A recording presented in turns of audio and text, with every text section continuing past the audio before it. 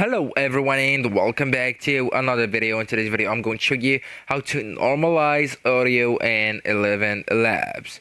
So actually guys, first you'll need to go to the ElevenLabs.io website and sign in to your account, and then just navigate to the text to speech option. It's under the playground section on the left hand menu. Just click it and then select or generate an audio. So for example, we will go with here on the left or the right side, and here you will need to look for an audio settings panel or enhancement section, and there should be an option labeled normalize audio loudness normalization or similar. Okay, so actually guys, you will need to have the plan first. Okay, so you will need to get a plan or a subscription first to get that option inside the ElevenLabs.